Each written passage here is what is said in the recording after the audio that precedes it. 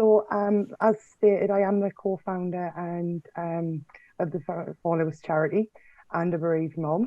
And as a charity, we support families through miscarriage, stillbirth, and their child loss. And I just want to start first with oh, it's not working. Oh, there we go. I just want to start first with introducing you to Lewis.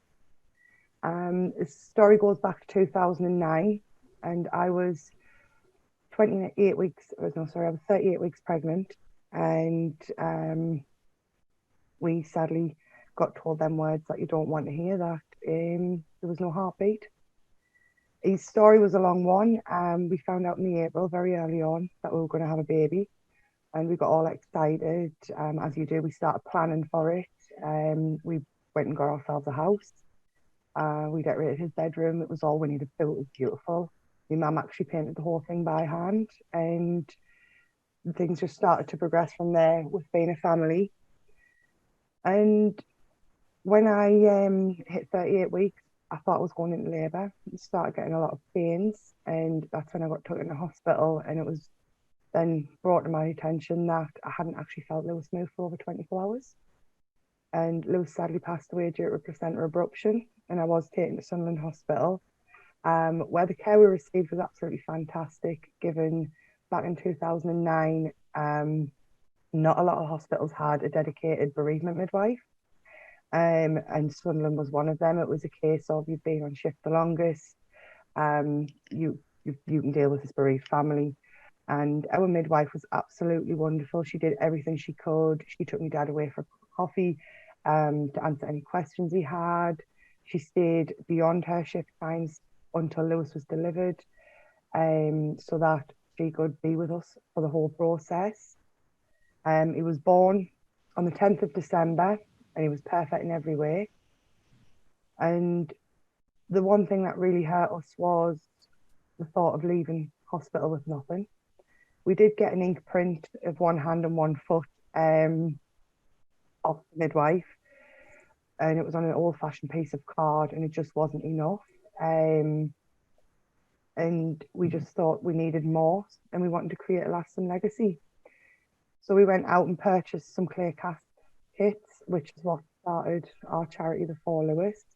And this is my most treasured possession in my house. After my children, I would go back for this, and if my house was on fire, I really would. You can feel every crevice of his little hands and his little feet on that clay there, and it's just the one thing that I wanted when I first found out I was pregnant, and I was making sure I got that because it was the only time I was going to get it.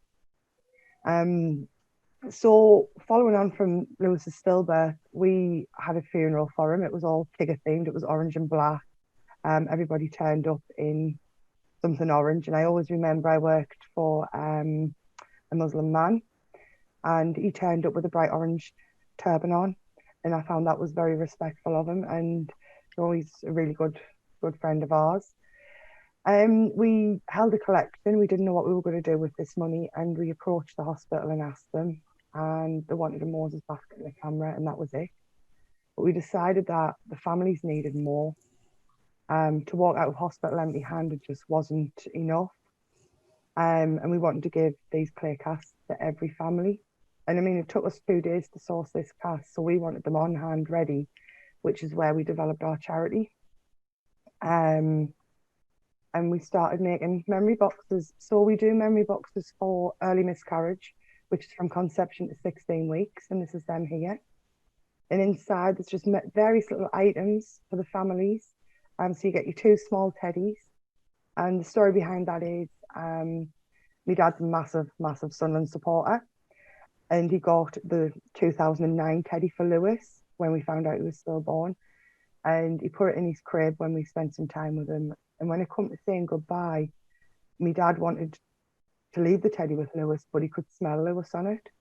So he went out and bought another one and switched the teddies over. So that's why we decided to put the 2 teddies in the box. It's an acknowledgement of life there, because as you all know, there's no birth certificate. Under 24 weeks, there's no acknowledgement at all. And if baby's stillborn, you get a stillbirth certificate, no birth certificate or death. We put a little glass angel in there. a blank butterfly card, so mum or dad can write a poem or a letter to baby. There's a tea light candle there. Guess how much I love you, boo. Forget me not seeds, so that the families have got something to plant and they can watch it grow and nourish it. Also have our inkless wipe kits. These are fabulous pieces of equipment. Oh, sorry. We do these boxes in twins also, so that you get double the amount of everything to acknowledge them twin births.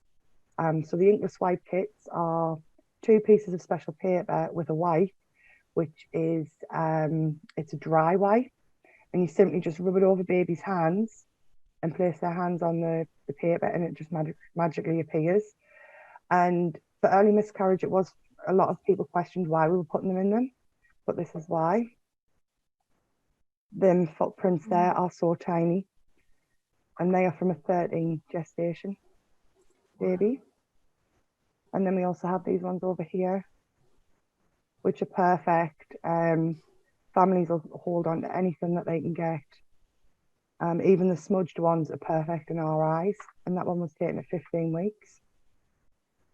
And these ones down here, again, you can see that some of them are actually really badly smudged, but to the mum, that means everything. And that one was taken at 16 weeks gestation. So it is possible to do these ink prints on smaller babies, which is what we're trying to promote a lot of. Because the wipes are dry, they're not going to leave any residue left on the baby's skin, and there's no pressure needed. I wish I'd actually brought one to demonstrate. You literally don't need any pressure, and it just appears, and it's absolutely fantastic.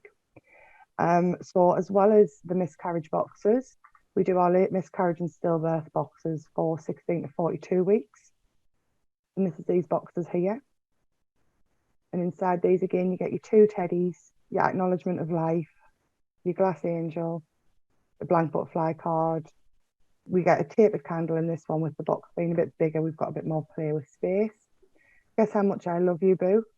The forget me not seeds. Again, an inkless wipe kit and a clay impression kit.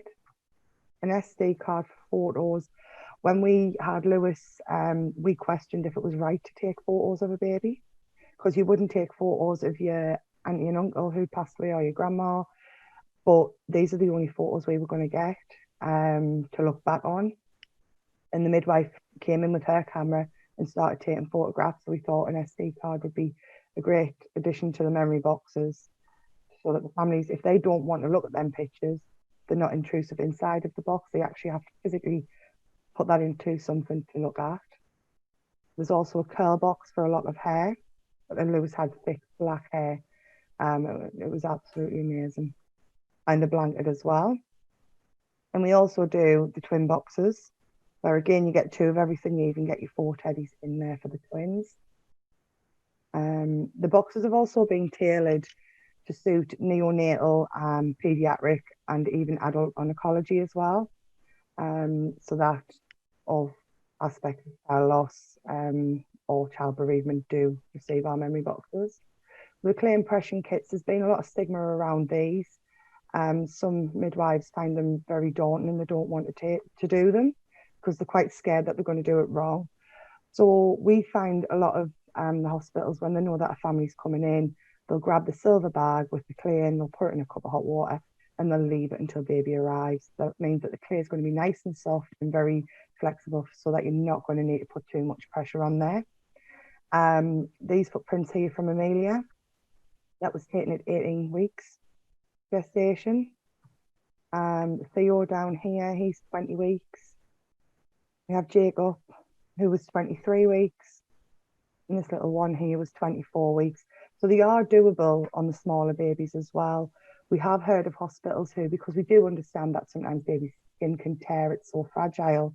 Some hospitals are putting cling film over the top of the clay once they've put it in the frame, so that the baby's skin won't stick to the clay. And then they can create the impressions like that as well.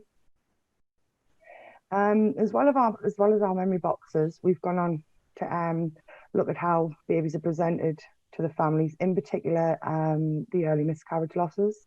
So we'll all recognise these: bedpan, specimen jar, a silver foil tray. we've heard some really disturbing and upsetting stories of mums who've just passed a much wanted baby at around about 12 to 13 weeks, and they've been brought to them in a silver foil tray with no dignity, nothing covering them, and just put on the bedside table and went, "There's your baby." These are not acceptable for families who are grieving. They are in the worst possible place, and these are traumatic. And there's no reason for these to be used when we can offer our small Moses baskets. We also have angel pockets there, which are kind of like a sleeping bag, but one side open so that baby can be laid in there, and there's a little ribbon at the side to tie, and that gives them the decency, the dignity that they deserve. And we also do the larger Moses baskets, which are for, they're like doll size, so they're around about the 20-week mark. And we also have our small angel beds, which are up to 12 weeks. And again, they've got the little pocket in there, and they're more accepted by parents. They look nicer. It looks like you think there's a lot of thought being put into how you're going to present that baby to their parents as well.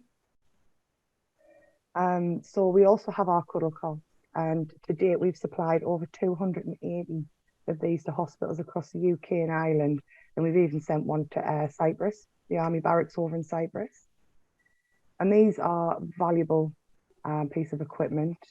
They're basically a mobile mortuary, and you do have two mats in there, one's for stillbirth, and you do have the smaller ones which are suitable for the smaller babies from around about 12 weeks. They are portable as well, and we do encourage hospitals to allow families to take these home. We took Lewis home, the Cuddle Cots hadn't even been invented. It was December, as I said, so we were quite lucky. It was a really bad winter. It was very icy cold. So when we decided to take Lewis home for the day, we turned the heating off, opened all the windows, and brought him home just to kind of keep him cold so that he wouldn't deteriorate too quick. And our family was allowed to come round and meet Lewis outside of a clinical environment. They were in the home where it was comfortable. So these Cuddle Cots can be lent out to families to take home, and they can spend up to 48 hours with baby, and they're just invaluable time for them in their own environment, and to be able to take them home means a lot to families. But we also understand that a lot of things are needed within the hospital as well. So bereavement rooms is a big one. So we are happy to help the hospitals refurbish bereavement rooms. This is one here that we've done down in Walsall. This was the neonatal unit. This one here is our biggest project to date that's been complete. And this is at Sunderland Hospital, and this is the Lewis Suite. And it's a safe, comfortable environment for the family to be. It's not clinical. They can deliver in the room, and then once they've delivered, they've got a safe area where family can come, obviously not at the moment, but family can come in and visit baby. It's away from the hustle and bustle of a normal maternity ward. Because I always remember I was put in a normal labour room, and the woman next door to me actually laboured at the same time. My dad and Michael's mum and dad were both standing in the corridor, and they heard the baby cry from next door, and they believed that that was Lewis, and they're getting it all wrong. But obviously when they come in, my room was quiet. So to be away from all of that going on is important as well for the families. But we also support you guys as well as health professionals. We've funded many study days, from putting you on places for various conferences to actually coming out and doing talks and workshops with our clay casts and dolls. We do talk at a lot of hospitals and conferences as well. So, I mean, we've actually put a midwife on her midwifery training. So we've put her through university to do midwifery. She's just started her third year. And she's actually a bereaved mum as well, and she wants to specialise in bereavement. But thank you very much. I thought I would just throw in a picture of the late Sam Eastwood from Royal Stroke Hospital as well. She did a lot of fundraising for us. She was a wonderful woman. So thank you very much. Thanks for watching this video from the Maternity and Midwifery Forum. For more expert opinion and analysis, hit the button below to subscribe.